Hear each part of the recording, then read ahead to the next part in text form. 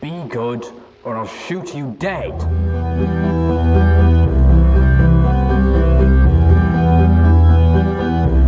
have confirmation that you do have coming in. That's confirmed report. I repeat, we have confirmed reports of the failed fire detonations in Philadelphia and St. Hampton. Dear Philadelphia.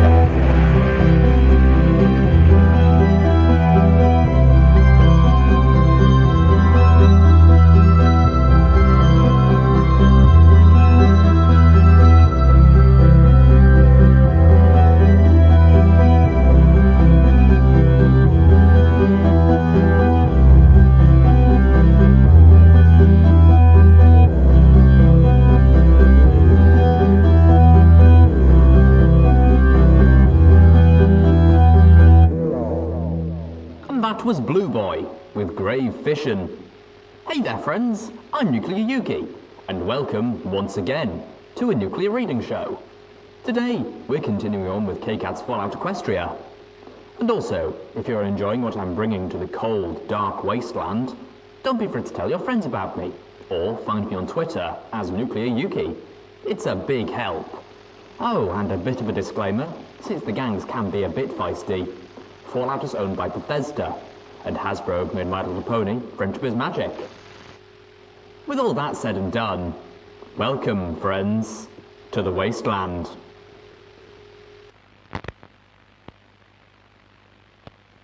Chapter 38. Peace in Our Time. Enough. My abused body was through. My nerves didn't even have the will to scream at me anymore. My muscles ached dully. My insides hurt. My pip leg itched. I could even feel the mud slowly squishing in between my armour and my coat, seeping through the hole the Ultra Sentinel had burned in my chest. I didn't care. My friends needed me. Velvet Remedy was unconscious. Please let her just be unconscious. I tried to save her from drowning, but she'd gone under more than once, and now she was just laying there, unmoving. A few yards away, the Sky Bandit was half sunk in the lake, the front end thrust upwards over the muddy shore. I heard a grunt from the air to my left where Calamity hung from the Sky Bandit's harness. No, no! Calamity's legs kicked circles in the air. Oh, pony feathers! My attention was focused on Velvet Remedy. I was desperate to get close to her, to see if she was alright, but my body ignored me. I tried to pull her close, but my magic flickered over her limp form and died. Too much strain. She wasn't breathing. I could see no lift and fall from her body. Oh goddesses, Velvet Remedy wasn't breathing. Calamity! I shouted hoarsely, terror surging through me. Velvet's not breathing! Help her! I'm trying! Calamity shouted back, suddenly thrashing in his harness. I can't get down! His wings flapped and his hooves kicked. My mind was exploding in panic. Every second, she was dying. I couldn't get to her. I couldn't even crawl. My horn flared with a surge of adrenaline. There was not enough in me to wrap around Velvet, but that flush of power was enough to pull apart the clasps of Calamity's harness, dropping the rust-coloured Pegasus into the mud. He scrambled to Velvet's side and began pumping his hooves against her breast, pausing only to breathe for her. Behind him, a groan rose up as the Sky Bandit slipped further into the lake. With a start, I realised Steelhooves was still in the back of the passenger wagon, paralysed in his dead armour, unable to move as he sunk into the water. I knew he couldn't drown, but the thought of being trapped in a watery grave had to be horrifying. My mind immediately conjured memories of my nightmarish imprisonment in the healing booth. Calamity continued fervently, trying to bring life back to Velvet Remedy. Tones of grey bled into my vision. My whole self cried out for rest, begging me just to let go. Just go to sleep. But I fought the cool embrace of darkness, the little pony in my head kicking and screaming, telling me that if I let it overtake me, I would never wake up again.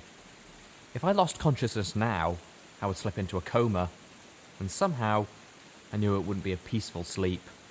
All the nightmares of the healing booth awaited for me down there. I heard a choked, spluttering cough from Velvet Remedy. My panic lifted, my heart crying out, "Oh, thank the goddesses!" The grip of panic eased around my heart and mind. The blackness rushed in like a surging ocean. I think I heard Calamity fire his battle saddle and yell something, but he sounded too far away. And then, nothing.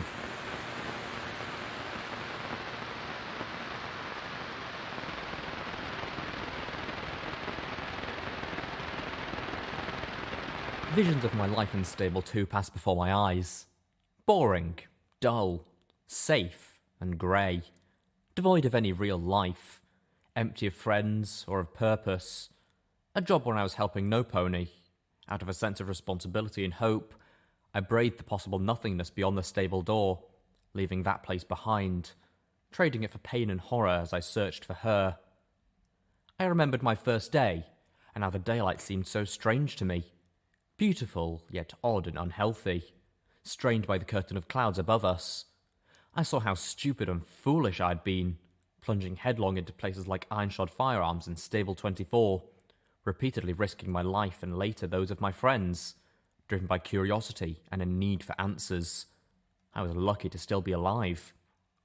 My friends swam before me, my fearless first friend Calamity, always by my side, always ready to catch me when I fell. I owed him my life, over and over. Velvet Remedy, the real mare, not the one of my foolish fantasies. With the caring heart who tended me while I was sick, and took my burden when the return home was too much for me to bear. Steelhooves, met in battle with a flurry of explosions. I'd seen him conquer his own demons to fight alongside Zenith, and to finally step up to lead a new force for good in the Equestrian wasteland. And Zenith herself, pulled from Red Eye's hell of industry and slavery. A tortured mare. A survivor who became our guide in Old Olney, one of the most grim and deadly places the wasteland had to offer. My mind filled with voices. The voice of DJ Pone 3, broadcasting out of Manhattan, bringing messages of warning and hope, and making us out to be heroes. I remembered that first real voice from the past, that message from Scootaloo, a hello from one of the ponies who had shaped the world and watched it fall. From them, I learned of virtues, of sacrifice and of failure. And even though they were gone, they'd become my family almost as much as my living friends. I was no longer alone. I recalled moments of joy, times I'd almost forgotten. Breakfast with Gord at Junction R7, my water fight with Homage in the pouring rain, my head filled with shadows, the horribly damaged Pinky Bell with her balefire bomb she was saving for fireworks, that one accidental shot on Buckland Bridge. I dreamt that I was drowning in blood, a crimson river from all those who I had slain. The memory of Arbu transformed that terror into a reality. Of all the things I'd struggled against, raiders, slavers, zombie zebras, and even a dragon, the greatest threat had always been from myself. The darkness and rage that hid within me. Addiction and failure. My soul was weary. I needed rest. Hadn't I been through enough? I tried to do good. I tried to help. I pushed myself through the torture and the horror. Death awaited me, and I could hear the sweet, cajoling song of the Grim Reaper pony, offering me final respite. I wanted to go to her, let her wrap me in that cloak of nothingness and unending sleep. But even here, the little pony in my head fought with me, reminding me that there was still much to do before I could allow myself peace. There were still ponies who needed me. Red Eye still threatened 10 Pony Tower and my beloved Homage. There was still a goddess out there bent on the extinction of pony kind through unity. As long as you're willing to face the fire. Well, fuck. My little pony was right. As much as I yearned otherwise, I had to return, to regain consciousness.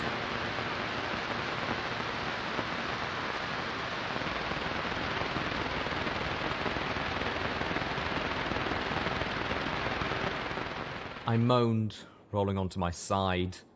My body was covered in a sickly sweat. An unpleasant warmth rushed through me. My head and stomach churned with nausea. I itched from dried mud. I was laying on a filthy cot in a ramshackle wooden structure that stank of damp wood and rot. I tried to push myself up, my legs trembling weakly before giving out. The effort caused my gut to rebel, and I found the strength to roll over and vomit. Mercifully, There was an old mop bucket next to the bed, seeming to exist just for the purpose of being filled with my sickness. My throat burned, the inside of my mouth turning horrid. The stench in my throat made my eyes water and drove my stomach to churn and release even more. I collapsed back, tears in my eyes. This had happened before. Illness brought on by physical overexertion, mental turmoil, and the nastiness of the wasteland. We needed to go. I didn't have time to be bedridden again for days. Canterlot had been physiologically brutal. The pink cloud on the broadcasters putting my brain and insides through a grinder. The loss of a rib was traumatic and terrifying. That scar there, like the one on my neck, would never fully heal. My pip buck fused to my coat and flesh. Was it any surprise my health was falling apart? The memory orbs had been emotionally gut-wrenching. Part of me screamed to gallop back to the Ministry of Peace just to give Rarity a proper burial. But even before we'd left the Ministry of Awesome, the fires and cloud made that impossible. The heart-rending blow of watching Applejack step out of that elevator and realising that Applesnack had intended to propose to her that very night. She was anticipating it. Goddesses. I fought to get up, only to fail again. I must not be this weak. My sickness could be costing lives. Goddesses, where was I? My eyes moved slowly over the filth. A few empty bottles, rubbish, a doorway without a door, and the stained sheet that covered it. Not Steelhooves' shack. Now let's get you set up just like that.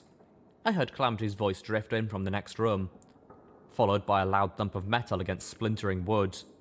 I felt the urge to call out to him. The gal was fine enough to let me rent this here set of magically powered armor long enough to us to reboot you. Should have you mobile in no time. Are you sure you know what you're doing, Calamity? Steelhooves' voice followed his. Maybe you should wait for Littlepip. And leave you stuck like this? Zenith's voice chimed in. Is it wrong that I want to stick him in poses? Even feeling as wretched as I did, I had to bury my muzzle into the mattress to stifle a snicker.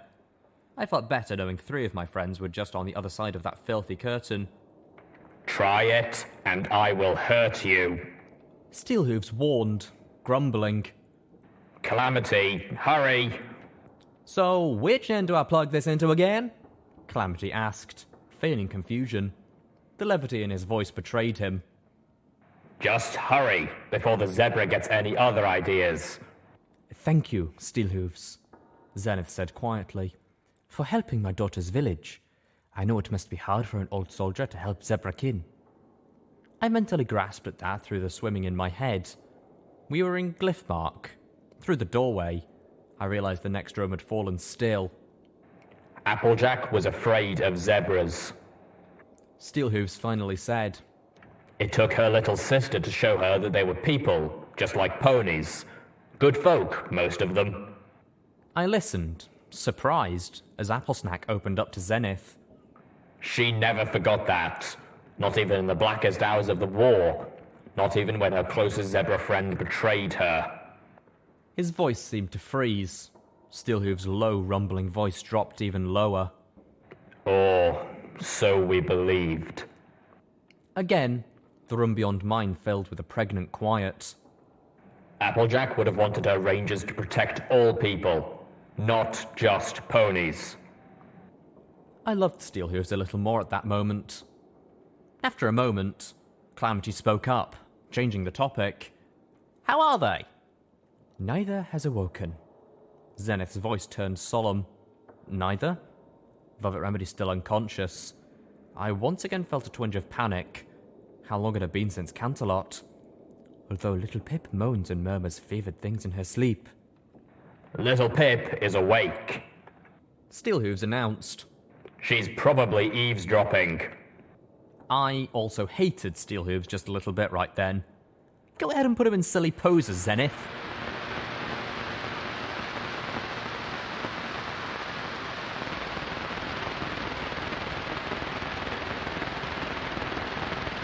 I was shivering when Zenith came in. Somehow, my body had gone from overly hot to unpleasantly cold. The metal ghoul was right, Zenith intoned casually. You are awake. What about Velvet? She still slumbers, Zenith informed me. I have given her what salves and remedies I know, but only she can find her way back to us as you have done. She will, I assured her. Velvet Remedy is stronger than she looks. So are you, the zebra said as she placed her hoof on my forehead just below my horn. I groaned. Well, that's easy when you look pathetic. Zenith smirked ever so slightly. We need to go, I started to say, trying a third time to stand. I forced my forehooves under me, lifting myself just enough to reach the mop bucket as another wave of nausea swept over me. Zenith watched as I vomited. You are sick, she said grimly, and quite unnecessarily. You need to rest. I will not allow us to go until you are well enough for the journey. Another day at least, maybe 2. How long? I asked, spitting into the bucket of sick, trying to clear the acidic foulness from my tongue and teeth. Less than a day, Zenith told me. Calamity has been negotiating with your trader friend to get the things you need, and he's been putting armor on our flying vessel. If there is one glyph mark is not pouring, it is scraps. I'd wondered when he was going to get around to that. Nodding, I tried to reason with Zenith. 1 night, but then we have to go. I'll prop myself up with crutches if I have to. No, Zenith said flatly. I decide when we go, and I say not until you are at least able to walk on your own and hold food. Only then will I consider it, assuming that the medical pony hasn't woken up by then and had you chained down until you are fully healthy. I moaned, slipping back onto my bed. We couldn't wait that long, especially if Velvet Remedy did decide to chain me down until I got better, something Velvet was more than capable of. Zenith might not realize that, but then the zebra wasn't there when Velvet shot me. I can recover on the ride to Splendid Valley, I told her, recalling having said something similar to Velvet Remedy after Arbu, but the mere thought of riding in the Sky Bandit made my head whimper and my stomach twist unpleasantly. Okay, once I can hold food. I wasn't going to subject the others to a ride in the passenger wagon with me while I spent the whole trip with my head in a bucket. My mind wandered a moment, trying to retrace the days. How long ago had Velvet Remedy shot me with my poison dart gun? How long since I'd left Stable 2? My whole life condensed into, 8 weeks? Over a month and a half. Not quite 2 months. The equally miserable little pony in my head pointed out that between now and Steelhooves' shack, I'd used up all my sick days.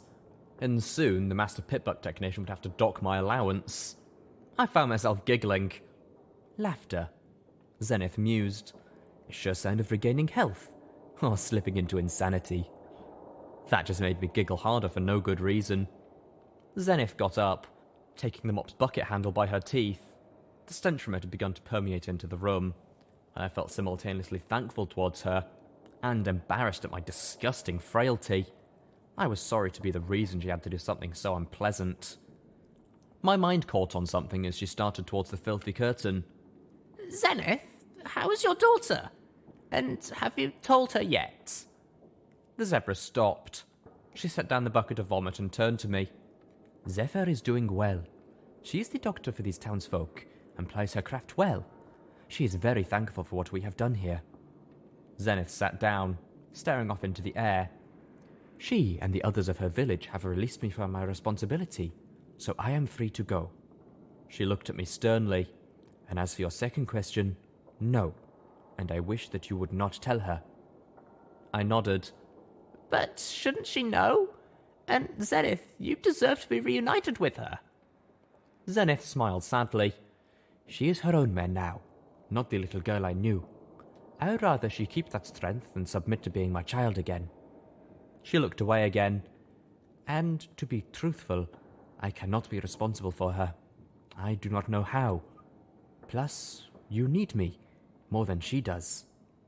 With that, Zenith stood back up, taking the mop bucket once again, and walked out, the curtain waving in her passing. I laid there for some time, unsure of how to feel. Part of me was happy that Zenith would be with us again. Another part of me, the part that wished deeply for a happy ending for my friends, was softly crying. I wasn't even sure why.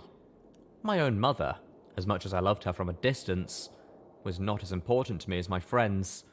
and I would not wish to sacrifice my time with them or the good I was trying to do for a reunion with her. So why did my heart desire for Zenith and Zephyr to be together? I shivered again.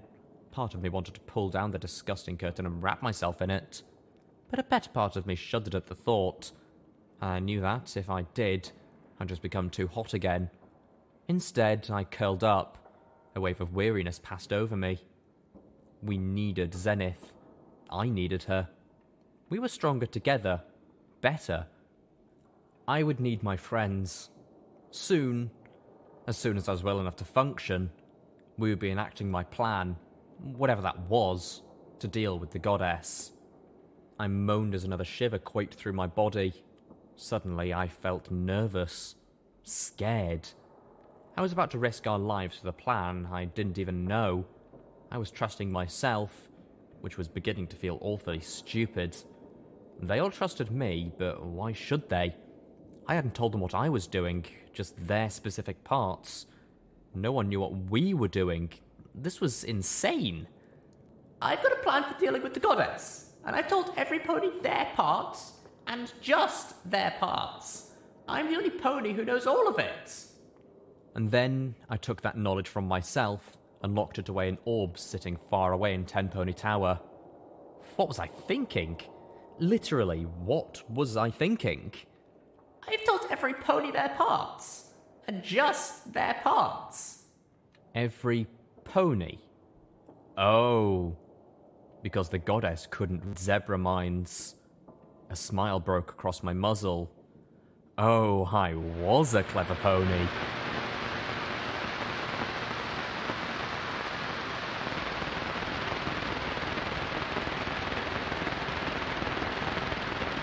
She did what?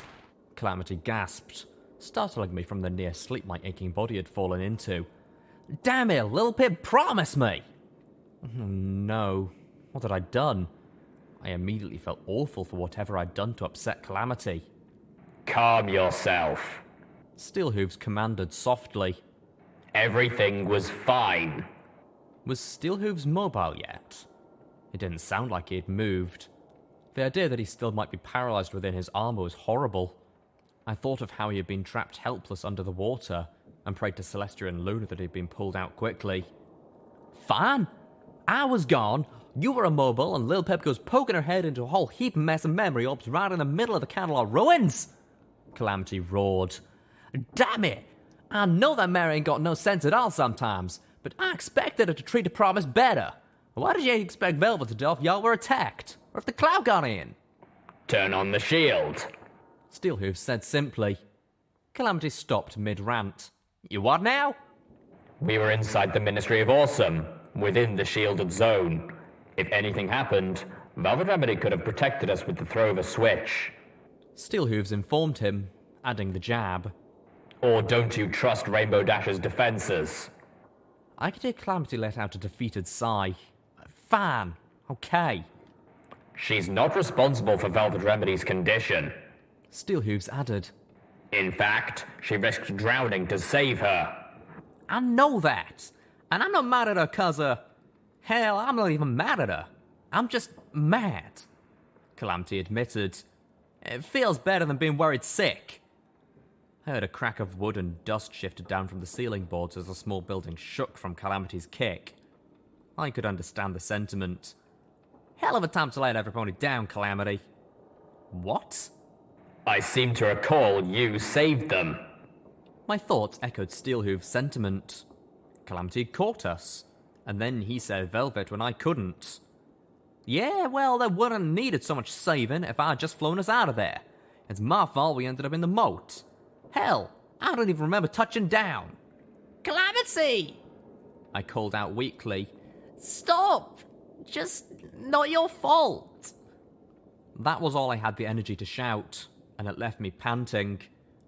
The orange-maned Pegasus poked his head through the curtain, hovering a pony's height off the floor.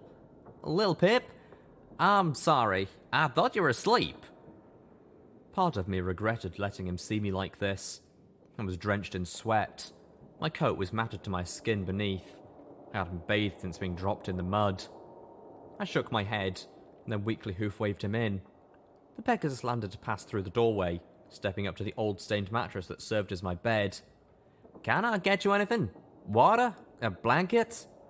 He frowned. I'm not sure we got any of those, and the water here ain't exactly the best neither. I wanted both, but I asked for neither. Calamity, thank you, I said, smiling as best I could. Velvet and I both owe you our lives. You were awesome. He shook his head. Thanks for all the same, but... But nothing. It's been hard and hurtful on all of us. Sometimes I just want to stop. I trailed off, ashamed. I felt like I wanted to stop a lot lately. I know what you mean. A lesser pony would have called it quits a long time ago. Calamity laid down next to me. He pulled the pink gem and set it between us. Thank you for this, Littlepip. I got right messed up in the head after Buckling Cross. I hate what happened there, and it was sending my mind to dark places. You gave me something to remind that we are the good guys. We don't always get it right. Hell, sometimes we mess it up real bad. But we keep trying, and there are folk better off thanks to us. I nodded, staring into the gem. I hate this plan of yours, Calamity told me bluntly. Once again, you're going into someplace insanely dangerous, alone. And once again, you're the only one who can do it. And I hate that. I'm going in alone? The idea of going into Maripony, or worst of all, Splendid Valley, alone, terrified me. I no longer liked this plan either. On the other hoof, it didn't surprise me. I knew myself too well. Any chance to spare my friends the danger, any way I could make it my burden alone, I would take it. I'd done it again. Y'all remember what that place did to us last time? Calamity reminded me. And we were together then. Calamity? I asked, worried now. What can you tell me about the plan? Calamity blinked. His eyes widened as I realized what I was asking. What? Y'all don't know? I mean, I know you had your memories removed, but you really don't know nothing about the plan? Now he was beginning to panic. Didn't you leave yourself any notes? Notes? Where would I stopped. Damn it, of course, my pitbuck. How could I have not thought of that before? Slowly, I lifted my right foreleg, my gaze sliding to the dead screen of my pitbuck. Calamity, you rebooted Steelhoof's armor, right? Is he able to move again? I felt supremely stupid and foolish. Calamity winced. Actually, no. My eyes widened. Steelhoof's been immobile the whole time? Turns out it ain't as easy as it looks. I am no certified pitbuck technician and toaster repair pony after all. Then... I started to pull myself off the mattress, determined that Steelhoof's not remain paralysed a moment longer. My forelegs trembled and my stomach shot me a queasy warning. I looked about, but the mop bucket wasn't back yet. I laid back down, putting a hoof over my muzzle and tried to force my insides still. Could you bring him in here, please? My head was swimming again. Trying to remember just what I needed to do was like slogging through belly-deep sludge. I needed tools. The spell Matrix Master Key and something to reboot him from. And could you please fetch my utility barding? And you borrowed magically powered armor from some pony? I'll do my best, Calamity said, looking chagrined. He's kinda heavy. I nodded, wondering how they got Steelhooves inside in the first place. Or out of the water. My eyes widened as I remembered something else. There was a shot! Calamity started, jumping up and looking around. Where, you sure? I didn't hear nothing. I shook my head, whimpering slightly at how sick the sudden movement made me feel. No, before, at the lake. You shot something. Calamity visibly relaxed. Oh, that shot. I was catching the griffin's attention. Apparently, some folks tend to notice when a passenger wagon falls out of Canterlot.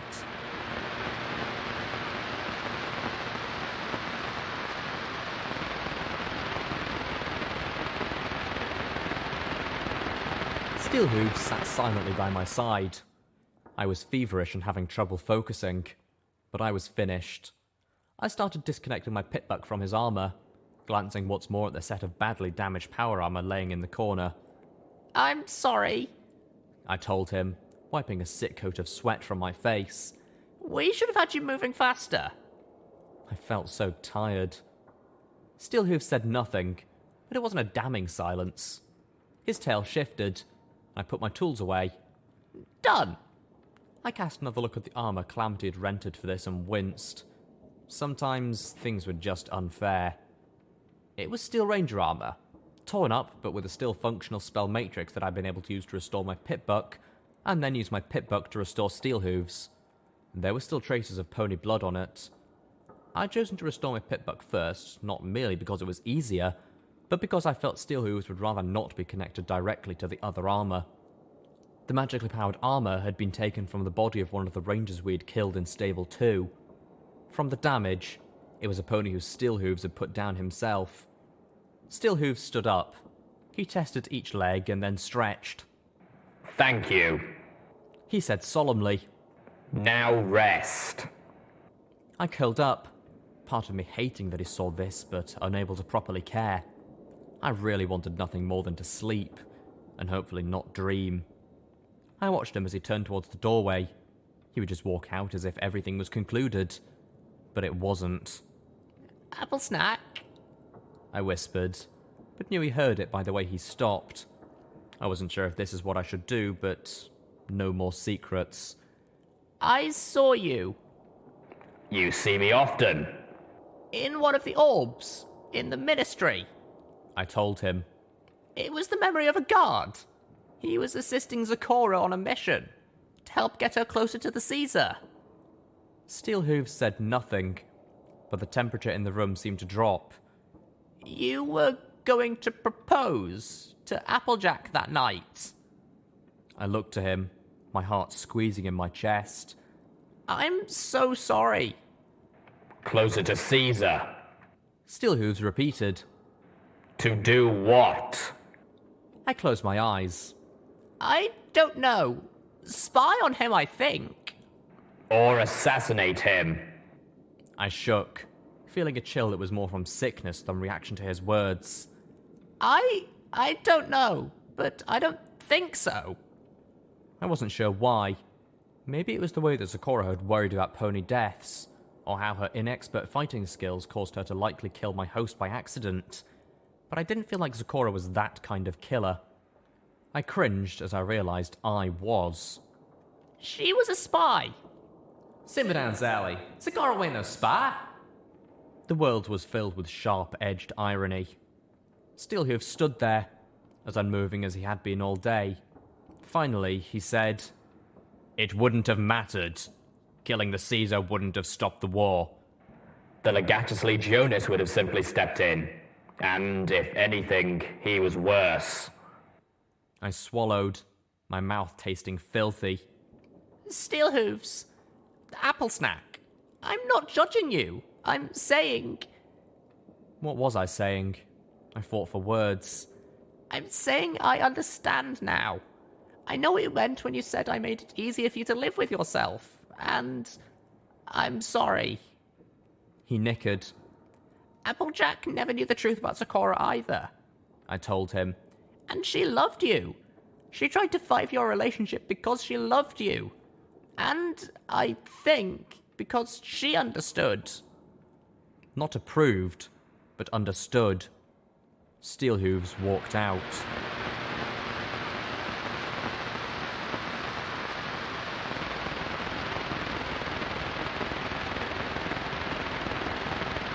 I was trapped, buried alive, encased in a coffin of metal. There was no air. I couldn't breathe. Sounds, horrible, horrible sounds came at me from the darkness. Warping, unearthly tones, rending sounds, the sounds of saws. I tried to back away, but there was no room. My backside hit a smooth surface. Not metal, but glass, and I felt a shock of cold. My hooves splashed into the sticky warmth of blood. I could smell the sick, coppery stench. My healing booth coffin was filling with it. You cut a bloody swathe through them. How many ponies are dead tonight because of you, Littlepip? Velvet Remedy's voice echoed accusingly, provoking a sickening deja vu. How many ponies have you slaughtered? The blood was the blood of Arbu. It sure didn't take you long to become a mass murderer, did it, Littlepip? The sound of the saw was getting closer. It intended to cut me apart with ragged teeth, to slice open my head and take my brain. Strange symbols appeared, floating in front of me, alien glyphs of ancient zebra design. But unlike the sounds and the voices in the darkness, their pulsing lines of crimson and black were soothing. They shifted in odd dimensions, offering to unlock themselves, to protect me. I knew these, and they were blasphemous. I turned away. I was facing the mirror. I stared back at myself, bleeding and dying. Littlepip the Raider. My expression was grim, hateful. The stream of blood was pouring out of the mirror, the blood of Arbu coming from my body, mixing with my own. The saw was getting closer. I could feel the wind from its gnarled, spinning teeth blasting my mane. It was going to cut out my heart, rip me open and wrench out my spine. It would hurt so badly, but I wouldn't be allowed to die. Let us help you, the glyphs whispered. You have no power. You have no purpose. Let us give you purpose. I have a purpose! I shouted at the Raider Littlepip in the mirror. I'm not the Wasteland Saviour, Homage. I heard myself saying. You are. You and them. I'm just the one who clears the way. You could be the saviour, the glyphs whispered, floating in the air around the mirror. I realised I could almost understand them. Let me show you secrets. I don't want your secrets! I shouted at the glyphs, but I was lying. I'd seen the blackness that book held, the horror, but... You've seen how much good we can do in the hooves of the right pony. You cannot deny. I whimpered, faltering. I knew that was true. Even the blackest magic could be used for good, but... I'm no rarity. I'm weak. I could make you stronger. Better. Don't! My gaze locked on the Raider in my soul.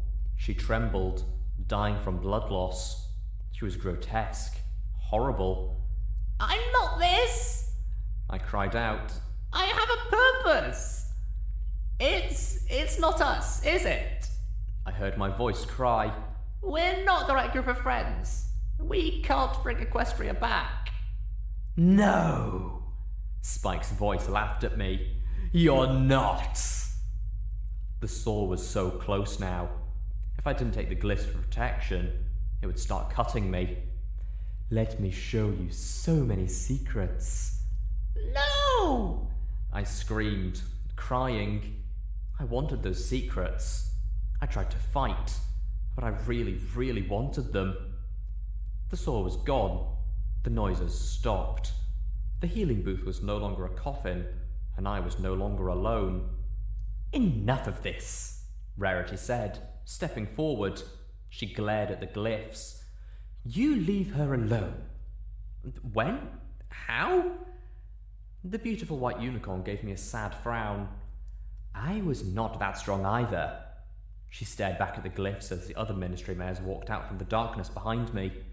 The Black Book preys on you when you're weak and alone, but you're not alone anymore. How? It's 'cause you brought us together, didn't you? Applejack smiled. It's what you do. I think I know who you're looking for. I remembered telling Spike. It's happening differently this time, isn't it? Twilight Sparkle's voice was curious. Well, duh. Rainbow Dash hovered over her. Do you think it was the same when it was just Celestia? Same is boring. I reckon it's different every time.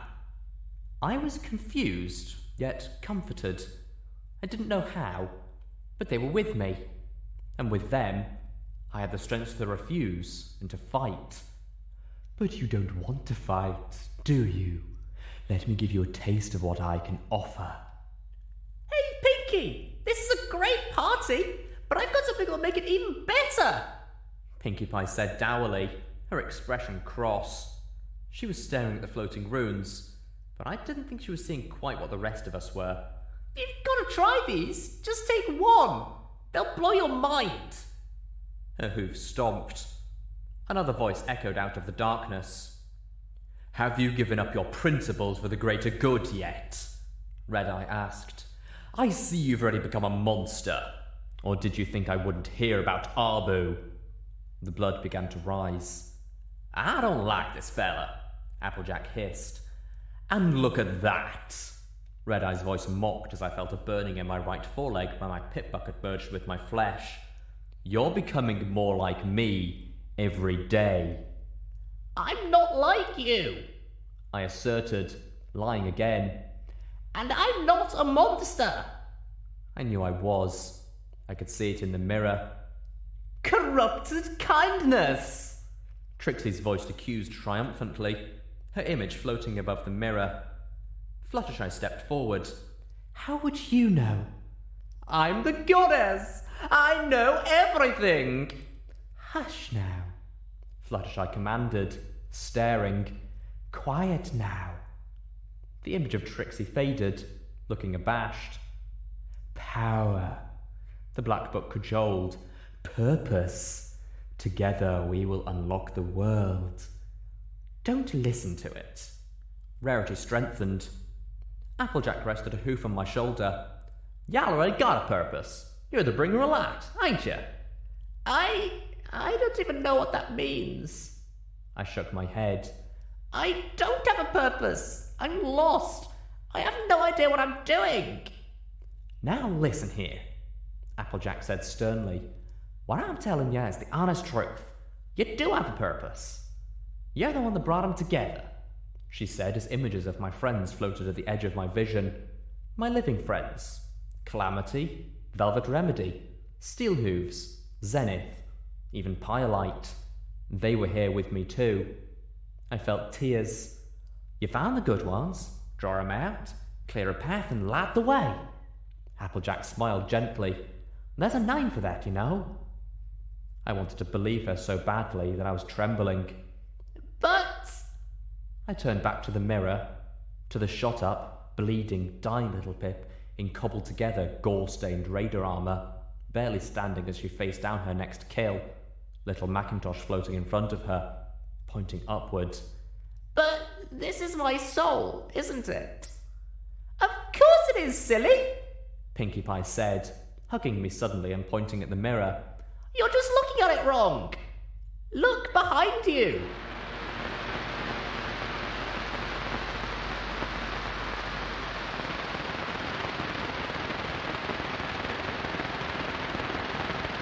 I awoke with a gasp, sitting up suddenly, then collapsed back onto the mattress. I felt awful, damp with sweat and caked with mud. Filthy, almost too tired to move. My mane was clumped and stringy, but the nausea was gone and my fever had broken. I was not alone in the room. Zenith? The zebra who moved closer wasn't my companion. Zephyr? I said, recognizing her. Where is every pony? I mean, everyone. Zephyr pulled out a wet sponge from a tin pot filled with water. Your other friend woke up an hour ago, she told me as she began to wipe my forehead. And they are all with her right now. I wished I could be too. Zenith is my mother, isn't she? Zephyr asked. I froze, unsure how to answer. Zenith had asked me not to, and I wanted to do right by her. But if Zephyr already suspected... I thought so, Zephyr said as she continued to sponge me down, removing some of the illness sweat from my coat. She has tried to hide it, but how many zebra mares named Zenith does she think this wasteland holds? Smart girl. I shivered a little under the cool dampness of the sponge, but I was immensely thankful for every stroke of it. I wanted a bath so much it hurt. I would have given my left forehoof for a day at the 10-pony spa. You will be going soon, Zephyr gleaned. You will be taking her with you. Yeah, I'm sorry. I will be happy to see her go, the young zebra told me bluntly. I'm not ungrateful for all she has done, but she would not have done it if you had not let her. I winced. No, that's not true. Yes, it is, Zephyr said, accepting no argument. I love her, from a distance. I felt an odd chill as the zebra's words echoed my thoughts from the evening before. But she is not her own mare, and she never will be. I will not be like her. Zephyr continued to sponge bathe me in silence. Your father? I began to ask. My father, the young zebra said bitterly, was Carl Deathhoof, leader of our parents' tribe until that slaver Griffin killed him. Stern. I was sure of it. I was just a little foal, but I remember how he treated Mother, and how he ran the tribe. I am not sorry he is dead.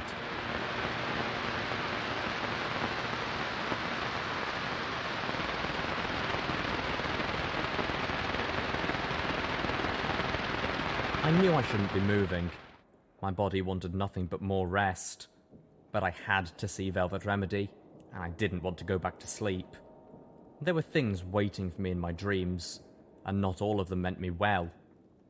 The ramshackle shack, it would be generous to call it a building, was Glyphmark's attempt at a clinic, possibly the largest old house in town. The floors were broken, the roof was sagging, but it housed all of us. Velvet Remedy was being kept in what had once been a bathroom. The old tub, water-stained in brown with traces of pink, was the only intact object in the room, full of debris and shattered porcelain. I thought I'd lost you, Calamity was saying as I approached.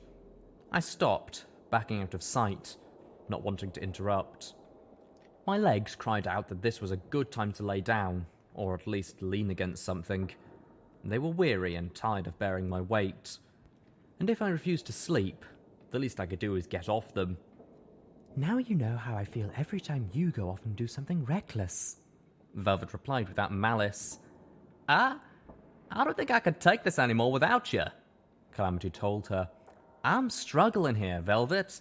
It makes me feel like all my friends are falling apart. And I'm trying to be the strong one, but I ain't doing so good. I remembered what I had heard Calamity mutter to himself as we entered Stable 2. I gotta be strong for them, not go crazy. I can't just charge in and kill every armored bitch I see. I need to be strong, need to watch for them, need to protect them. I can do this. What's wrong, love? Velvet asked gently. What's eating you? Buckling Cross. I winced. I've tried to make peace with it, but... Come closer, Velvet said in response. Let me hold you. I could hear Calamity's throat hitch. We were bullies, Velv. Nothing better than bullies. We went in demanding something that we knew they wouldn't want to give, and it all ended in blood. Those young knights didn't deserve to die. My friend was crying now. I felt a lump in my throat. My heart twisted in knots. I should have stopped us. I knew better, and that makes it my fault. Hush now, love, Velvet cooed.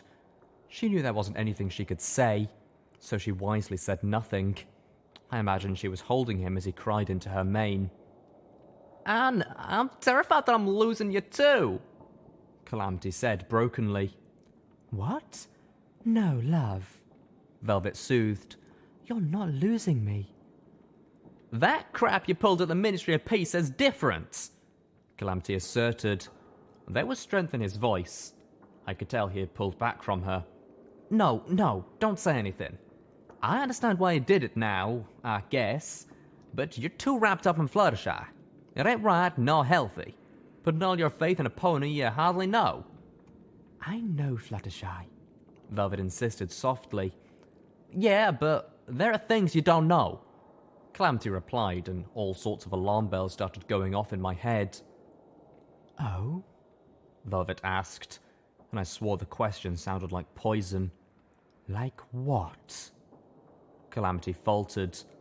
Well, I don't rightly know, but Littlepip's seen things in those orbs, and...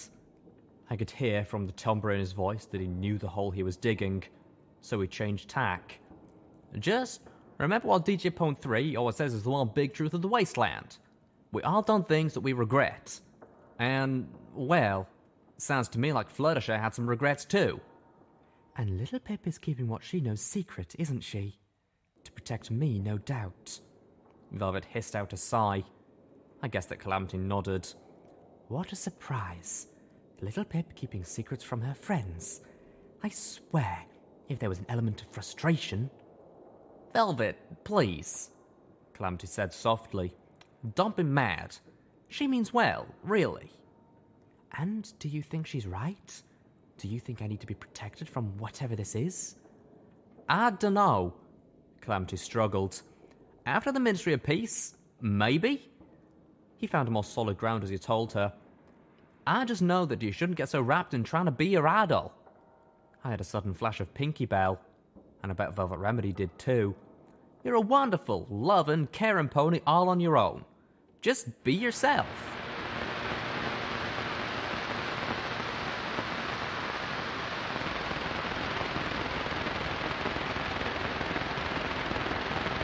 I slipped out the front door, not wanting to interrupt the quiet moment Calamity and Velvet Remedy were sharing.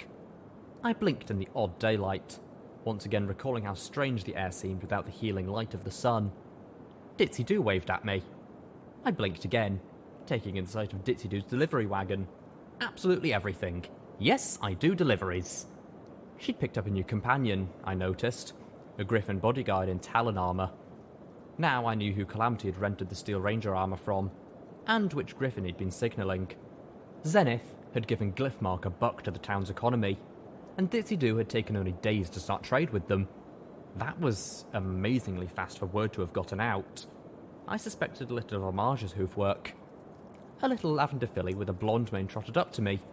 She was smiling, a piece of parchment in her mouth. Here, Miss Littlepip, Silverbell said, her voice almost singing. I painted a picture for you. See? It's you and Homage. I floated the parchment up and gazed at the painting.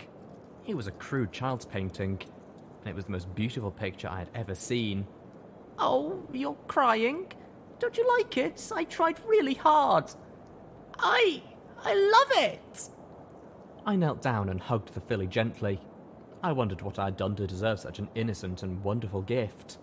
With deep shame, I remembered that I'd once intended to steal from this little filly. Thank you, Silverbell. Ditsy-Doo had trotted up beside us. As I let Silverbell go, I noticed that Ditsy had a couple of little chalkboards dangling around her neck. She set one of them down, pulling out a piece of chalk, and scribbled, Hello! Hello, Ditsy-Doo! I replied, floating up the picture next to me. I would have to find something waterproof to keep it in until we returned to Junction R7, where I intended to put it up in a cherished place right next to my bed. Silverbell had somehow really captured Homage and made her look absolutely adorable. Ditsy-Doo raised the board with a hoof, and then wrote, Can a horn grow back? She looked at me with an urgent smile, her right eye rolling upwards disturbingly. I blinked. I don't know. I thought about it some more. A horn is a bone, right?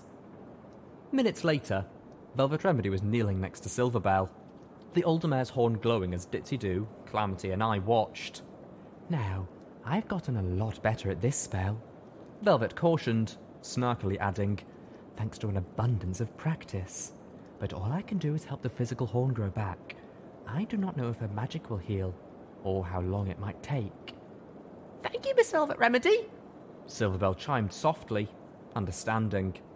Her eyes drifted to Firelight, widening along with her smile. The majestic Balefire Phoenix began to sing to Silverbell. Her song was rich, sadly nostalgic, and overwhelmingly beautiful. Velvet Remedy smiled gently and stretched out her magic. The scar on Silverbell's head, where she had cut off her own horn, began to glow.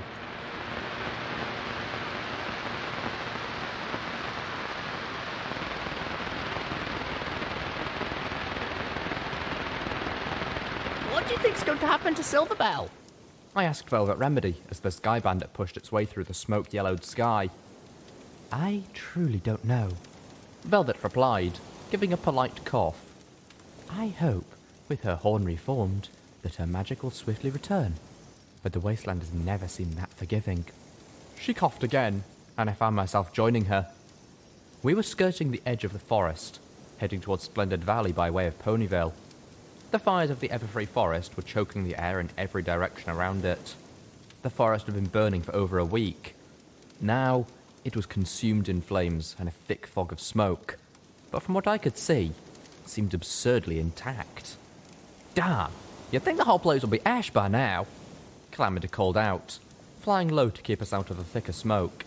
Aye, Pilot, you sure this ain't some sort of phoenix forest? Pilot let out a derisive hoot. Our attention was snatched by the sound of a gunshot, rapidly followed by several more. Calamity diverted towards the sound, and soon we came upon a gunfight.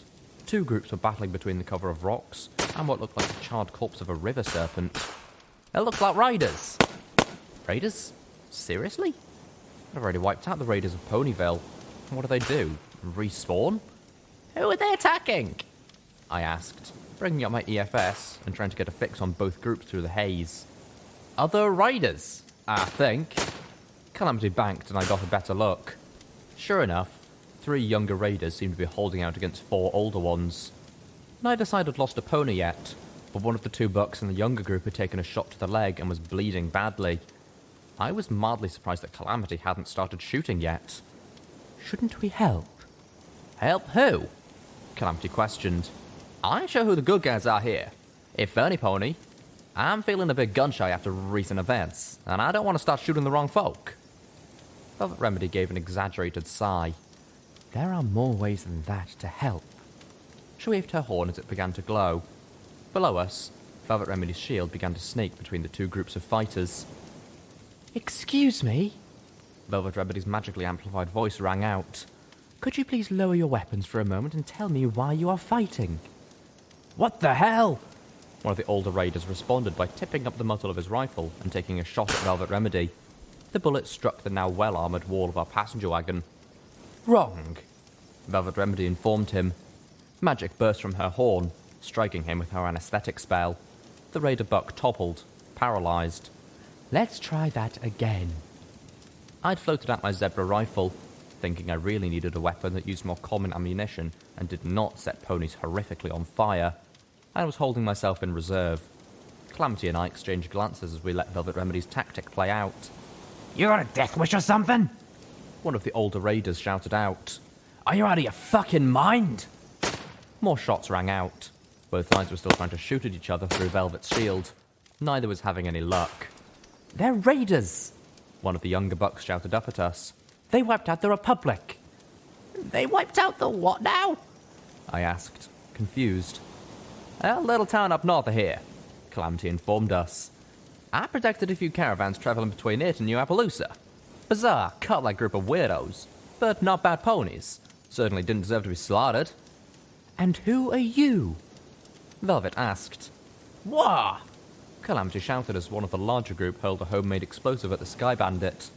I caught it in my telekinesis, pulling Velvet out of the window as the bomb exploded in the air, sending shards of glass and nails in every direction.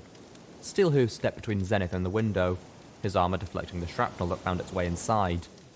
I heard Calamity bite back a cry of pain as a nail tore through one of his wings. His barding and the Sky Bandit protected him from the rest. We're heroes! The younger mare in her group of the 3 yelled up at us as the 2 bucks next to her reloaded. You look like raiders. What? One of the younger bucks cried out in surprise. Oh, the barding! I blinked, feeling my life and somehow come full circle. Okay, I called out, moving back to the window and aiming the zebra rifle. One of the raiders shot at us again, missing the entire Sky Bandit. Yes, sure, Littlepip? We don't know. We know one side is shooting at us. Steelhooves pointed out impatiently, opening the door of the passenger wagon as the missile launcher opened on his battle saddle. Fuck! Some pony shouted from below. It's one of those outcast rangers! Steelhooves' missiles shot out. One hit Velvet Remedy's shield, which collapsed in the fiery blast. The other ploughed through the fire and struck the ground at the hooves of the older mares in an explosion of bloody meat. 2 managed to dive to safety, but their fellow raiders were bloody, smouldering giblets. The 2 survivors turned their attention fully to us. One of them pulled out another homemade grenade. I prepared to grab it with my magic. Let me give you a taste of what I have to offer. I suddenly understood. The spell was so simple. It was barely more than telekinesis. The easiest thing, really. My horn began to glow. The splattered blood from the torn raider chunks began to flow together, pooling and lifting. I realised this was the first spell, the little teaser offered to any pony or might be. Be what? Fitting? Worthy? Weak enough?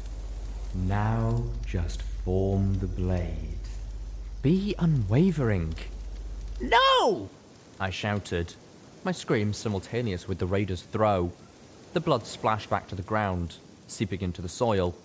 Velvet Remedy threw another shield up, this time between us and the raiders, deflecting the bomb, sending its shrapnel into the shield. No. I was shaking. Cold sweat had broken over me. But I'd refused. I would rather be a one-trick pony than have a spell like that.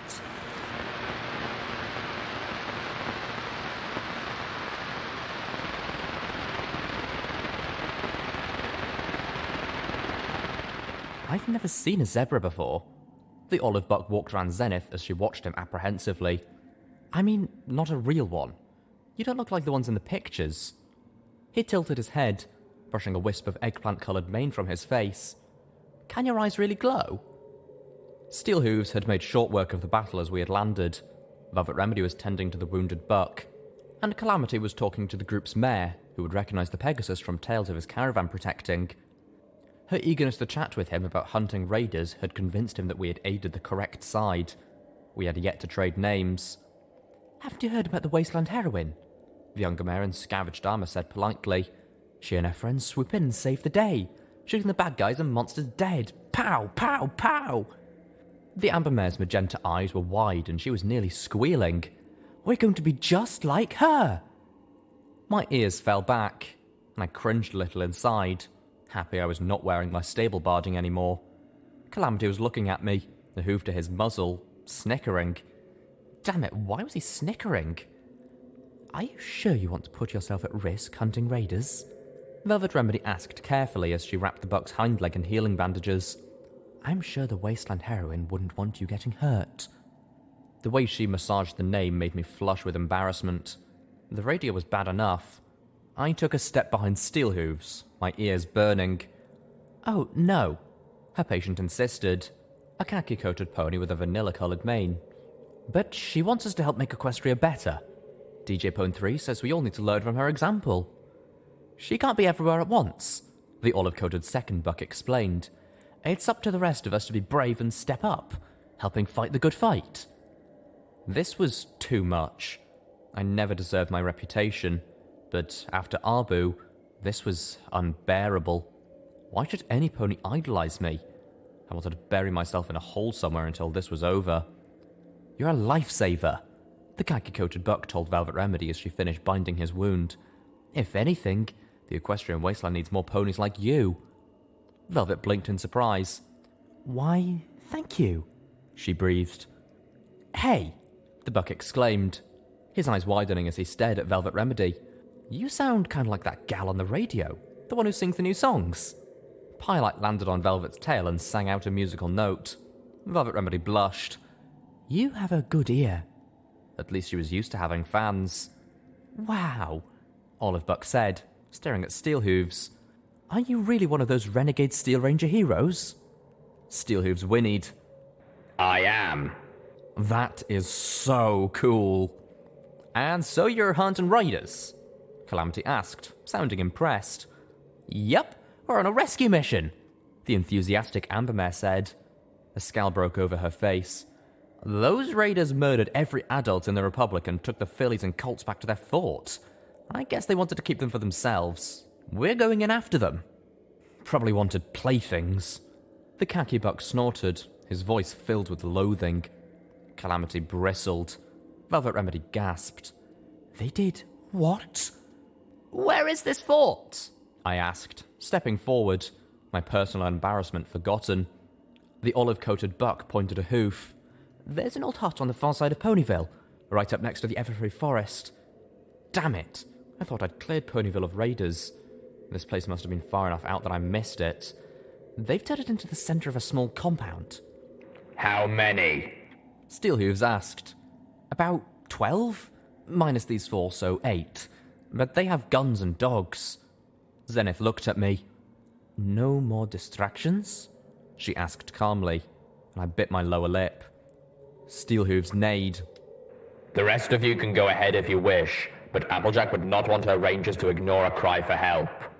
The 3 younger ponies were staring at us. I nodded. The goddess will just have to wait another hour or 2. We had a chance to help, and I wasn't going to turn my back. No distractions be damned.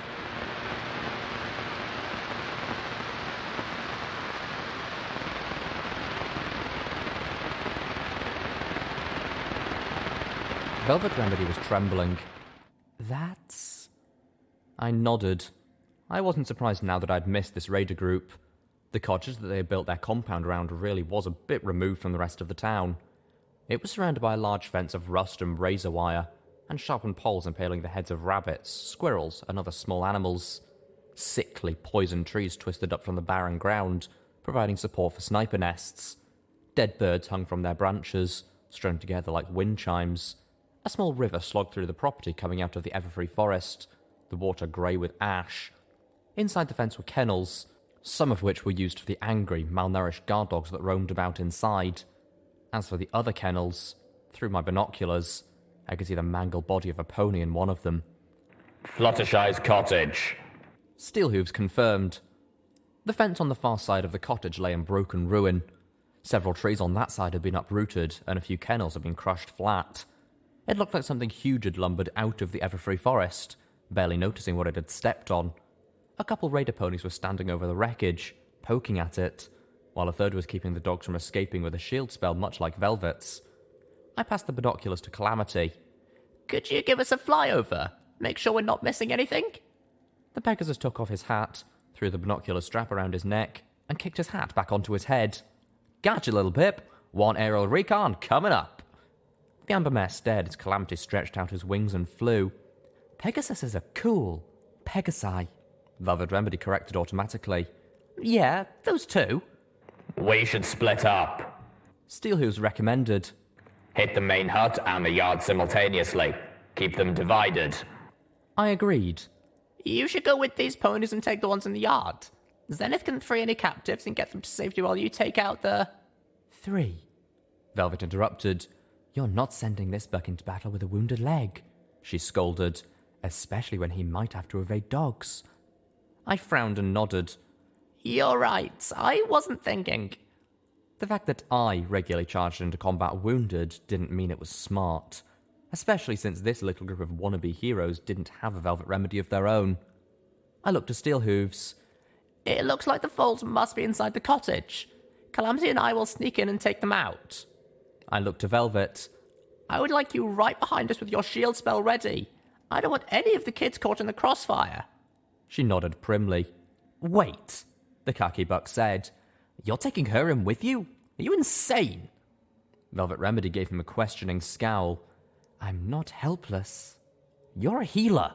You should be protected, kept out of combat. I understood his logic. The loss of Velvet Remedy was just not the loss of one pony, but countless. Velvet huffed. Why not put me in a pretty little cage, then? Calamity landed before an argument could break out. 3 raiders in the yard, including a unicorn with defensive spells. 2 snipers in the nests, and the rest are inside. He frowned. I spotted lots of mutilated carcasses, but only 2 living cults in the cages. They're letting the dogs nip at him. Others must be inside as well. I looked to Velvet with sudden concern as I remembered the horrors I'd encountered in the Ponyville Library and the Carousel Boutique. Velvet, are you sure you don't want to stay behind on this one? From what I've seen, these raiders take pleasure in desecrating the former homes of Fluttershy's closest friends. Velvet Remedy walked forward. I'm not staying behind. Let's go.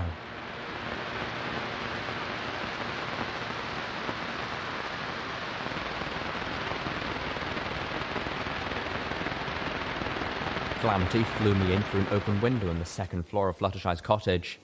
As soon as I had my footing, I levitated Velvet Remedy in after us, covering my muzzle, my eyes watering from the stench. The inside of the cottage was beyond foul. The bedroom had been willfully destroyed. The bed, still displaying a bit of its butterfly motif in the carving, had been set on fire with a broken lantern, and the burnt remains used as a toilet. Repeatedly. Pictures were knocked from shelves and smashed. Books were defiled. A fireplace was filled with a pile of skulls, some with still rotting meat on the bones. The rotting carcasses of small animals hung from the rafters. Some sort of wicked bluish ivy had crawled up one wall and entwined with the rafters before dying. I suspected the raiders had poisoned the ground, killing all plant life as well as many animals unfortunate enough to try to find food or water here. Velvet Remedy rushed to the window and threw up. I felt disgusted, not only at what I was seeing and smelling, but because I wasn't at the window doing the same. Velvet Remedy moved back from the window as we heard voices from downstairs. You want a knife? Little Bucky didn't need a knife. A cruel mare's voice laughed. Oh, give the kid a knife. A buck growled. Makes it more interesting. I slowly crept up towards the stairwell, Calamity in front of me. Now remember, kids. A third voice chuckled as I reached the railing and looked down. The room below was filled with old, rusty cages. Most were empty, but there were nearly half a dozen foals locked up inside of some of them. They were all staring down at the centre of the room, eyes wide with terror. Several of them were crying. The centre of the floor had been torn up, and 2 fillies and a colt were in a hole, a tangled mesh of rusty barbed wire ringing it. One of the fillies was crumpled in the dirt, bleeding from multiple wounds, the flesh torn from her scalp. The colt looked battered and was breathing heavily, keeping weight off one foreleg. Both he and the standing filly were shaking, tears running down their young faces. The raiders were gathered around their crude, homemade version of the pit, smoking, drinking, and lounging on furniture that integrated the bones of ponies. The one that survives gets the bodies of their parents back.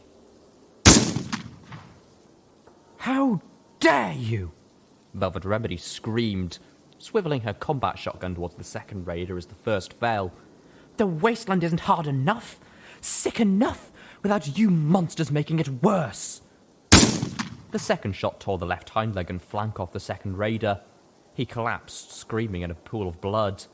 And in Fluttershy's house. Velvet Remedy tossed her shield up over the children as she marched down the stairs, her expression full of unbridled fury. I watched, frozen. I'll have your head on a fucking plate! The raid mare screamed as she dove for a riot shotgun. Our shotgun surgeon splattered open the chest of the wounded raider. How dare you be this foul! Outside, we could hear explosions interspersed with irregular gunshots. Steelhooves was engaging the enemy. The raid mare swung around, the riot shotgun in her muzzle, and found herself facing down Velvet Remedy's barrel. The raider seemed to freeze, staring at the black hole of her death. "I've never killed a pony before," she said, her voice soft but still amplified by her spell.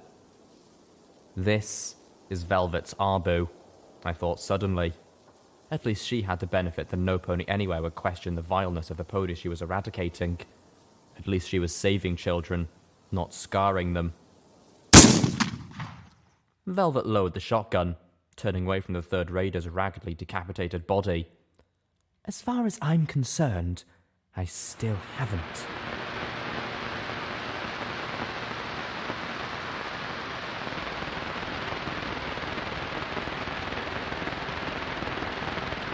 I didn't want to. The little colt, Bucky, was bawling.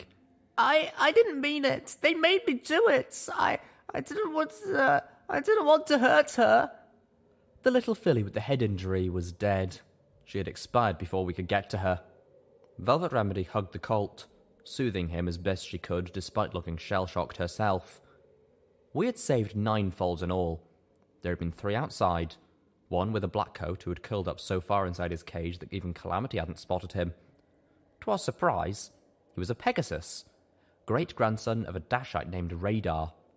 Calamity had heard of the rogue Pegasus. "Last one to give the Enclave the kiss off," he told me. "Before my time." I was putting the burden of getting the foals to safety on the 3 young heroes. The yard of the cottage had a wagon filled with cages, undoubtedly how the raiders had brought the foals here. It would serve as lightly armoured transportation. I had seen that the wounded buck now had the riot shotgun. Once Calamity had worked his repair wizardry on it, the riot shotgun had become a truly respectable weapon, even better than Velvet's own. They should be able to make it to New Appaloosa as long as they went straight there.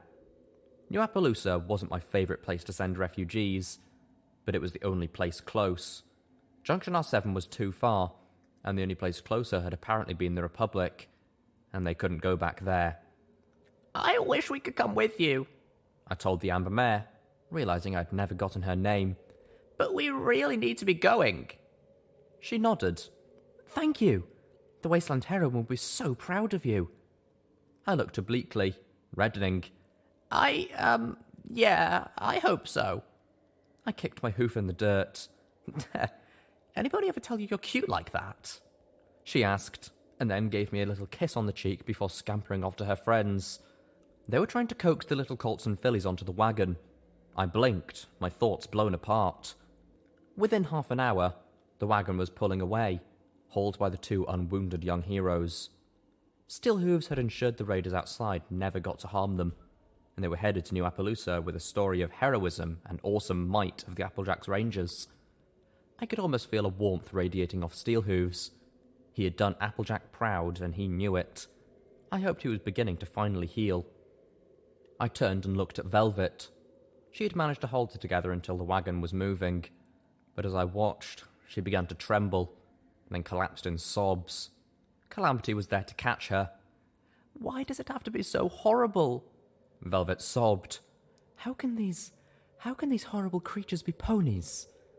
I stared at the ground, having wondered the exact same thing. We fight and hurt and bleed to try and make Equestria better, Velvet said, burying her face into Calamity's neck. But you can't stop something until you take away its reason for being that way. I thought of the pink cloud. But there's no reason for the raiders. No reason for them to be so vile. No reason at all.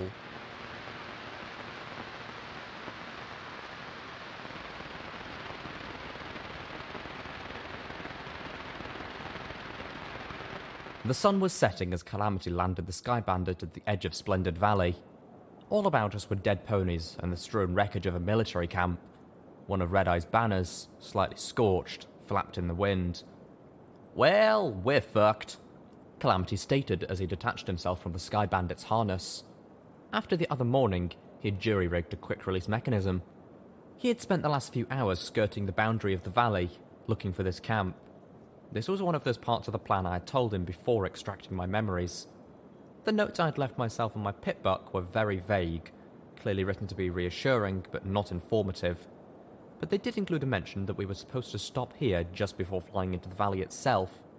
I wasn't sure exactly why, but I suspected it had something to do with whatever I'd gone into Red Eye's encampment around Tempony for. Something important enough that I took another party time Mintal. So I was really hoping it was damn vital. Or maybe not, seeing as whoever we were supposed to meet here had been dead for days. Large black birds were picking at the carcasses. I felt queasy as one of them pulled the eyeball from the armoured corpse of a brown earth stallion. These wounds are from Alicorn spells. Steelhooves noted, moving amongst the bodies.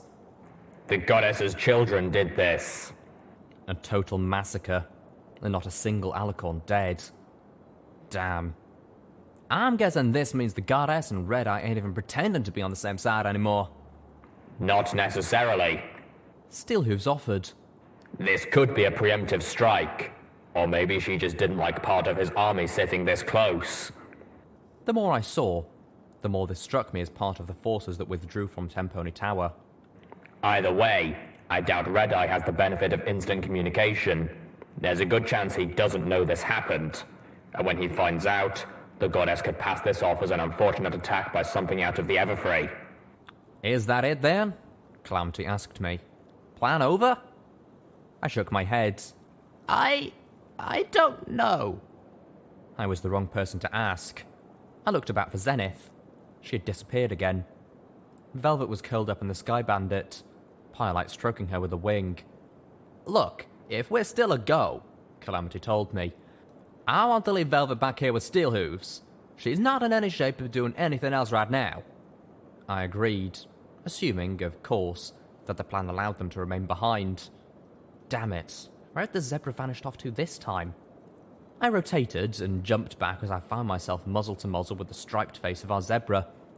What we need is still here, she said cryptically, her exotic voice low and urgent. We best move swiftly. I have seen the goddess's children just beyond the ridge. They are engaged with a Hydra, but the battle will not last long. A Hydra? I suddenly guessed what had stomped its way past the slaver encampment in Fluttershy's cottage. Do what you must do, Littlepip. I nodded, both relieved that things were still on track and stunned by the thought of the Hydra. Part of me really wanted to see the battle, but I knew I wouldn't. I checked the notes on my pip-up just to make sure, but I was right. Now it was time for me to put on the blindfold.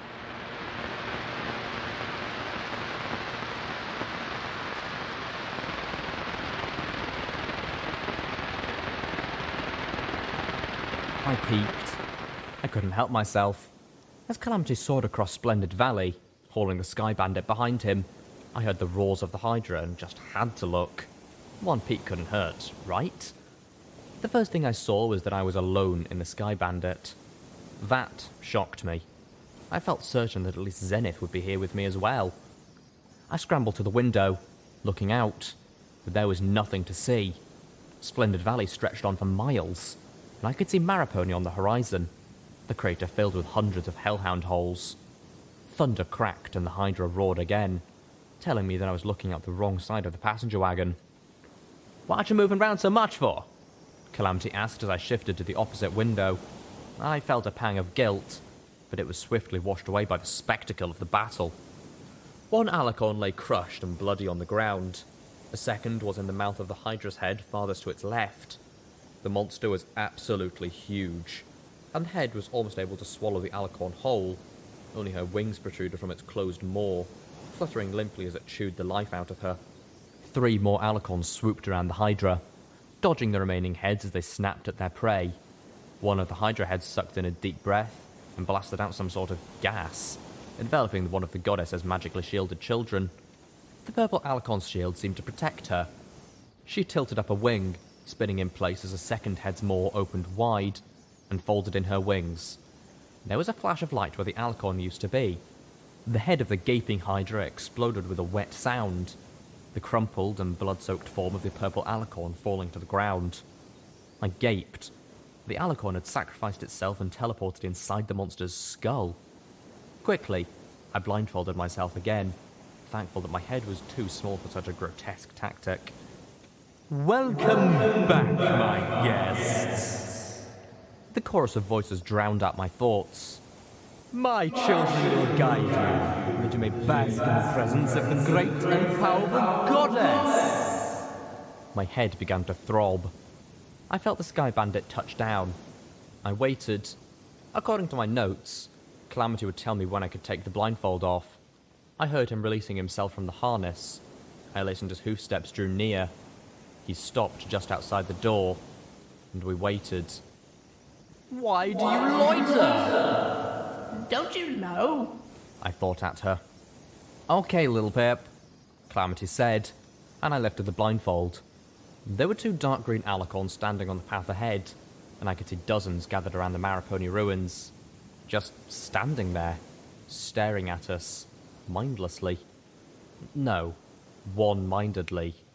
I shuddered. "I'm not going to be here when y'all are finished," Calamity told me, his extreme dislike of this plan clear with every word. My eyes opened wide. I knew I was going in alone, but I hadn't realized my ride was leaving without me. What the hell? How was I supposed to... My Pegasus friend pointed towards a section of the rubble. "There's your ride out." I followed his hoof and spotted a bit of pink hidden in the wreckage. The Griffin Chaser too. I'd wondered what had become of that after we left Old Olney. The goddess grows impatient. Yeah, I'm on my way. I thought. I've got what you asked for. Now just hold your alicorns.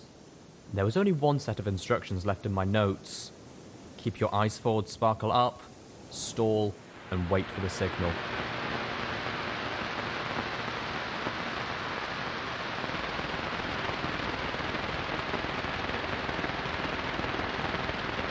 This time, the goddess's alicorns had not led me to the observation room, but right into the heart of the goddess herself. I levitated myself above the dusty lake of IMP and stared up between the vats at the floating face of the goddess. Lights on my EFS compass indicated the 2 green alicorns flanking me. Then a vague, untargetable haze seemed to fill the rest of the room. The haze was the brightest when I swiveled my head towards the vat that Trixie had fallen into so many decades ago. I found myself dreading this. Even as I spoke with her, telling the goddess what I had found, I knew that I was just delaying the inevitable. The black book was in my saddlebags, cold against my flank, and I had brought it here on purpose. I was about to let it fall into the hooves of the absolute worst pony who could ever gain it. On purpose. There was no amount of heroic acts or lives saved that would make up for this evil. Weather control! Is that all? The goddess expected more from Red-Eye. What manner of threat is that? You're the one that assumed what he was after in the Ministry of Awesome was a threat to you. I reminded the Trixie thing, speaking aloud just because thinking at the floating light show pony head was just a little too creepy. Then clearly the single pony project is a threat, and just a very clever one that will take the goddess only a moment to comprehend. But just a moment. Ah, Yes. I stared, trying not to let my disbelief project too strongly. Or maybe it was not this single Pegasus project that he was after. Tell me everything you saw in the Ministry of Awesome. Well, stalling wasn't going to be hard. Stall? Why do you stall? Foolish little pony. There is nothing you can do that is of concern or consequence to the mighty goddess. Standing there, staring at the amorphous nothing before me, I began to suspect that she was right. Just how the hell was I supposed to stop the goddess? Shoot her? A lot? Unless I picked up bullets of goddess killing, that just wasn't going to do a damn thing. She had every spell of the Alicorns, probably every spell of Trixie, Twilight Sparkle, Mosaic and Gestalt, if not every unicorn she had consumed. She could think me dead. This was hopeless. Yes! Your silly little plan against the goddess is hopeless. The goddess is not impressed. You... Wait. What? What? Are you an owl now? I suddenly thought of Wordsworth. You thought of names. Think the names again. Oh, oops. There was no way I could have foreseen the star orb when making this plan. Did I just trip up on something? Stall? Well, here goes nothing. I thought of the orbs, remembering them as best I could. Every detail, focusing most heavily on the star orb. I spent what felt like hours replaying Canterlot in my head.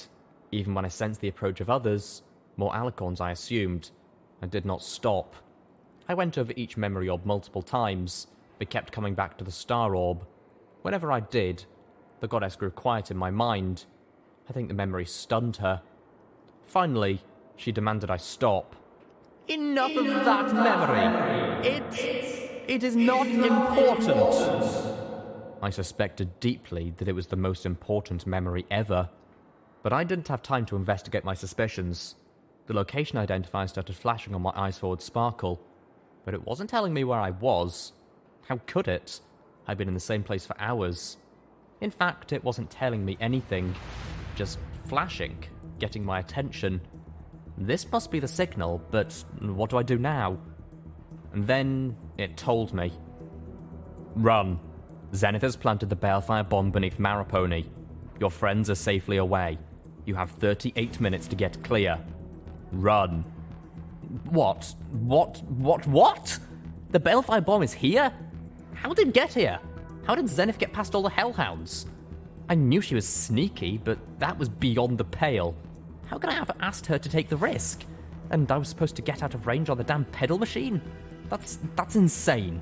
What was I doing standing here? Why the hell would I have gone into this place? Why would I have... Even as I panicked, the pieces of my plan fell into place. Of course, I'd needed to be unnaturally persuasive.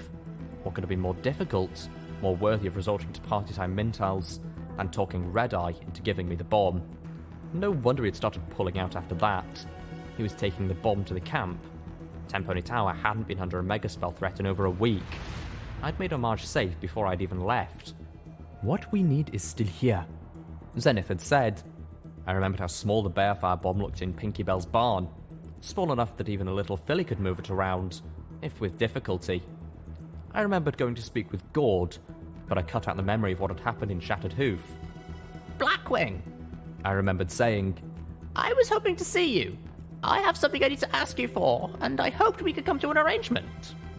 I remembered all the times I'd lost track of Zenith in battle, how she'd managed to follow me without the Twilight Society catching her. Zenith had Blackwing's Zebra Stealth Cloak, and Zebra Stealth Cloaks even mute scent. You have 37 minutes to get clear. But why would I have... Don't watch any of these until after you/I get the Black Book and take it to Maripony. I'd written that to myself. I then told Calamity to allow me to view those 2 orbs we'd picked up from the merchant just before we went to Shattered Hoof. The argument between Applejack and Rarity flashed through my head. You said you were going to get rid of that cursed thing. I said I would burn it, and I tried. But as you can see, it doesn't burn. I even tried to have Spike burn it. All that did was send it to Princess Celestia. Well, you still should have gotten rid of it. How? I doubt anything short of a megaspell could destroy it. And I certainly don't want to dispose of the book where it could find its way into the wrong hooves. I didn't bring the Black Book here to give it to the goddess. I brought it here to destroy it once and for all. Crush 2 eggs under 1 hoof. The little pony in my mind was prancing nervously, trying to shout down my thoughts with a scream of, Bomb! Bomb! Get away from the bomb! The zebra! I floated the Black Book out of my saddlebags and tossed it into the taint. It splashed and bobbed, the twisted and profane black leather floating with the debris. No! Think of all the great things you could do. I backpedaled, my brain finally working. I needed to get out of here now. You could save Twilight Sparkle. My eyes were still locked on the book. The little pony in my head was screaming, and there was no time for that anymore. Thump! I backed into some pony. My panic skyrocketed, my heart skipping a beat. My levitation magic imploded, dropping me into a murky lake of taint. I spun around to see who was blocking my exit. 3 ponies in Enclave armor stood blocking the doorway. In front of them, a stately dust-coloured Pegasus flew forward, dressed in sophisticated grey barding with a sleek military elegance. "Greetings, goddess," the Pegasus called out, stirring up a Trixie's light show and seeming unfazed. "Allow me to introduce myself. I am Harbinger, and I'm here on behalf of the Enclave." "It's an Enclave experiment, all right," Calamity had said about the science project we found in Old Olney. "Under orders of Harbinger, one of the Enclave High Council." The goddess had more important things on her mind. "Children, flee!" As did I. I desperately searched for a way around them. I could try floating them, but they have wings. I wouldn't be able to hold them in place just by lifting their hooves off the ground. I could try to fight my way through, but these were Enclave. It would be like fighting 3 or 4 calamities. I would so thoroughly lose. Even if I won, my injuries would assure I didn't get out in time. "You have 36 minutes to get clear." "There's no need to flee," the Harbinger assured the goddess calmly. "We mean you no harm. In fact, I have come to offer you an alliance between the Enclave and the goddess." I froze, my jaw dropping. Wait, what? For the briefest moment, I forgot about the bomb, turning to stare at the Pegasus. The goddess was ultimately genocidal. Her plans for Equestria meant the end of all ponies, and worse, the end of individuality. She was a horror, and the Enclave wanted to ally with her. Fly, my children, save yourselves! Okay, and part of me was a little bit impressed with the goddess. Trixie knew she was about to die, and her final act was to save the Alicorns. Damn. "We have recently become aware of what the pony named Red Eye is doing," Harbinger stated. "We knew he opposes you and plans to overthrow you. His intentions with the towers pose a clear and imminent danger to the Enclave and its citizens. His intentions are nothing short of an act of war." Oh, this was not happening. I pranced anxiously in the taint, looking around for an alternate escape route. Oh, goddesses, even if I found one, there wouldn't be enough time for me to get away. "But the Enclave military is..." Harbinger permitted himself a chuckle. "Let us say, formidable. Should we combine our efforts, I have no doubt that we would deal with Red Eye and eliminate the threat he poses in his entirety, swiftly." You have 35 minutes to get clear. Oh no. No, no, no, no, no, no, no, no, no, no, no! This is bad. I need to find a way out now! And with the threat of Red Eye and his plots wiped away, Harbinger concluded, smiling the earnest grin of a politician, you can rule all of Equestria below unchallenged. We will remain above, unthreatened, and we will all know peace in our time. The observation room. It was designed to protect against a megaspell detonation. It had saved Twilight Sparkle before. Of course, it had also trapped her inside, but I'd worry about that later. Breaking into a full gallop, I telekinetically launched myself to one of the remaining catwalks and ran for the observation room. What's she doing? Harbinger asked. Ambrosia, after her. One of the black carapace Pegasi took to the air, giving chase. My heart was pounding in my chest. An odd itch was creeping through the insides of my legs, spreading out. You have 34 minutes to get clear. I dashed into the observation room, looking around frantically. Last time, this place sealed up in reaction to the balefire bomb's explosion. But this time, it'd go off right under Maripony. In the time it took the shutters to close, I'd be dead from heat alone. But I knew Twilight Sparkle wouldn't create a safe room with such a fatal flaw. There had to be some way of manually telling the safe room to seal. You have 33 minutes to get clear. Hold! Ambrosia ordered as she landed outside, folding her wings and trotting through the door. I paid her no attention, searching with mounting panic. I said, hold! The armoured mare demanded. As in, freeze right where you're fucking standing or I'll turn you into a glowing pile of soup! Bomb! I shouted at her in frustration, scanning all of the controls and monitors for anything that might trigger the room's lockdown. What bomb? She barked. What are you talking about? And I said freeze! I heard the magical energy weapons built into her armour began to power up. Relief washed over me as I spotted the removable panel. I froze, looking towards Ambrosia, smiling as my horn glowed. Behind me, the screws on each corner of the panel rotated and fell out. The panel dropped to the floor with a clunk. The sound called the Enclave soldier's attention. She looked towards the panel, and so did I. There was a nice big red button marked Push to initiate safe room protocol. I gave it a hard buck. What did you do? Ambrosia cried out as the door closed and the armoured plate came down. She spun, watching massive armoured shutters lower over the windows. What did you just do? You have 32 minutes to get clear.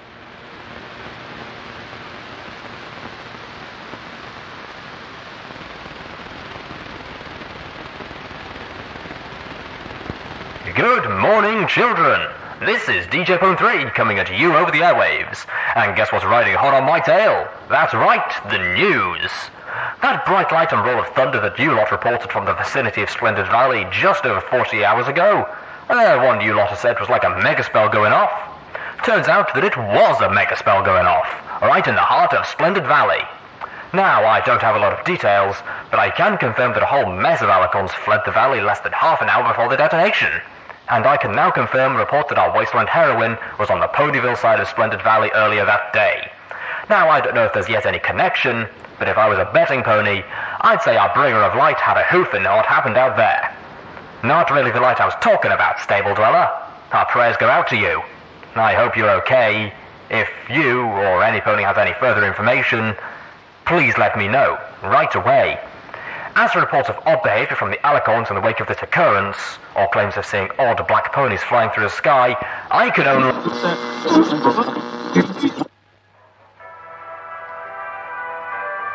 Greetings, citizens of the Equestrian Wasteland. This is the Grand Pegasus Enclave. We have commandeered this broadcast to deliver an important message to all ponies. We are here to save you.